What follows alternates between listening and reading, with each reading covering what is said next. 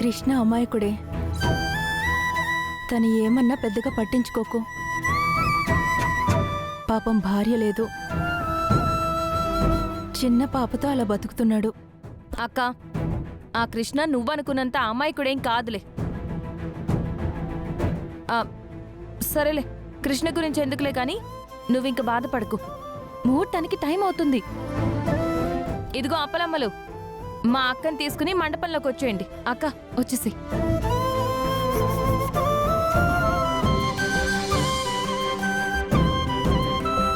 ఓకేరా, సెట్ అయిపోద్ది.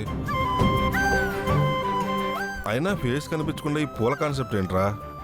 ఇదంతా ఆ పంతులు పెట్టిన ఫిట్టింగ్ రా. ఒకరినొకరు చూసుకోకూడదంట. ఏదో గ్రహాలు గ్రహణం అంటూ మొహాలే చూడకూడదంటాడు.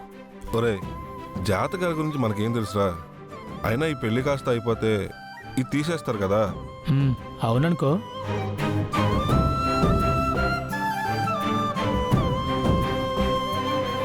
అశోక్, పంతులు గారు చెప్పింది పాటిస్తున్నావుగా?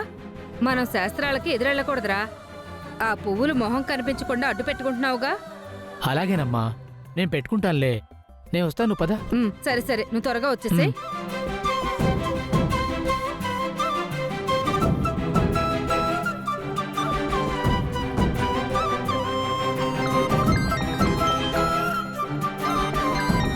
రే, అర్జెంటుగా ఇంటి దగ్గర నుంచి ఫోన్ వస్తుందిరా, ఇప్పుడే వస్తా.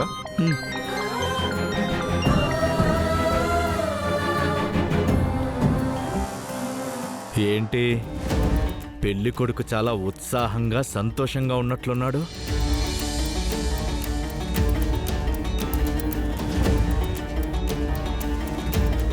రేయ్, నువ్వేంట్రా ఇక్కడ? ఎందుకొచ్చావు? నేనా, నీకు కాబోయే పెళ్ళాన్ని. కాదు కాదు, నీ ప్రేయసిని నేను పెళ్లి చేసుకోవడానికి వచ్చాన్రా.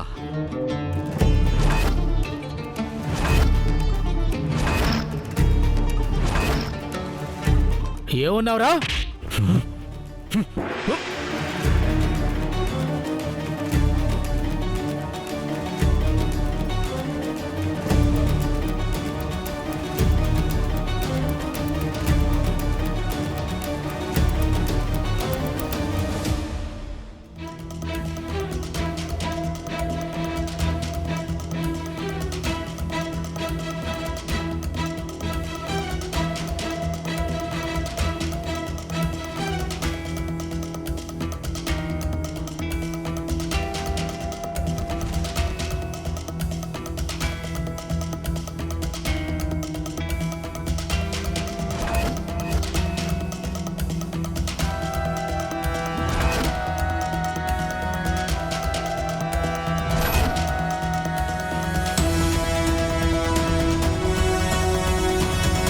రేయ్,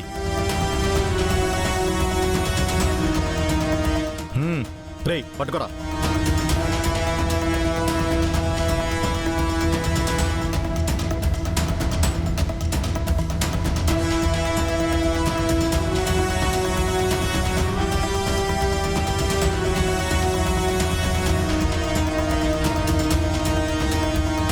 గుళ్ళో ఎవరికి కనపడకుండా తీసుకెళ్ళాలి.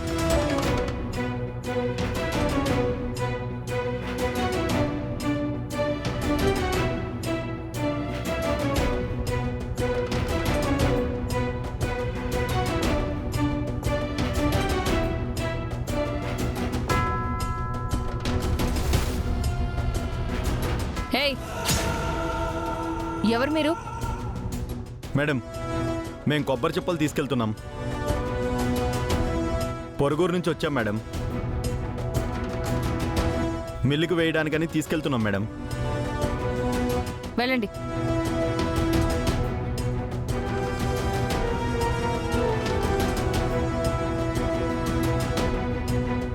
రేయ్, తీరా, డోర్ తీ.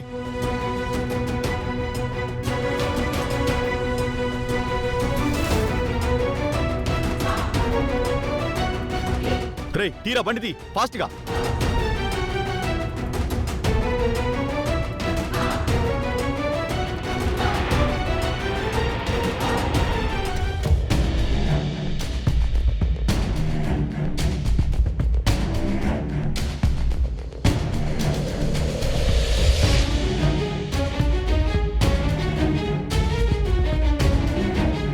అశోక్ లేట్ అవుతుంది, వెళ్దాం పదా. మండపంలోకి తీసుకురామంటున్నారు. రా, అక్కడ అందరూ వెయిట్ చేస్తున్నారు తెలుసా నీకు? రా.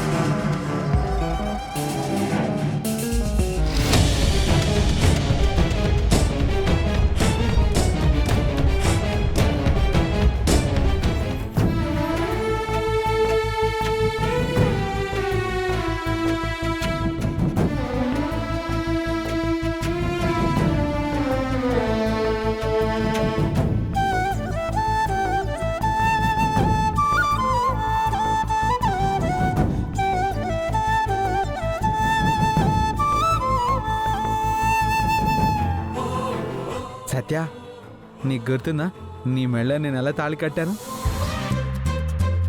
సుందరి, నీ మెడలో నేను సడన్గా తాళి కట్టేశాను తెలుసా? అవును మరి, సడన్ గా నువ్వు తాళి కట్టేశావు, నేను కట్టించేసుకున్నాను. తర్వాత తాళి బొట్టు మాయమైపోయింది. కొట్టనుంటే నోరు ముసుకుని పెళ్లి చూడు. సరేలే.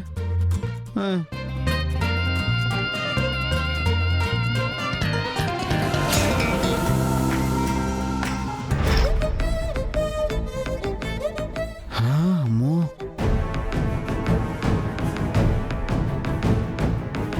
ఇదేంటి అశోక్లా లేడేంటి?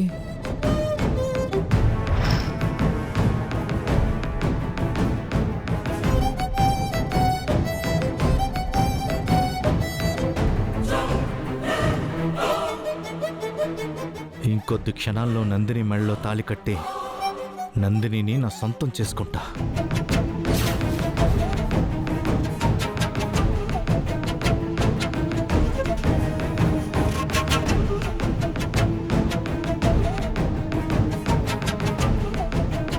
పంతులు, త్వరగా తాళి కట్టించవయ్యా.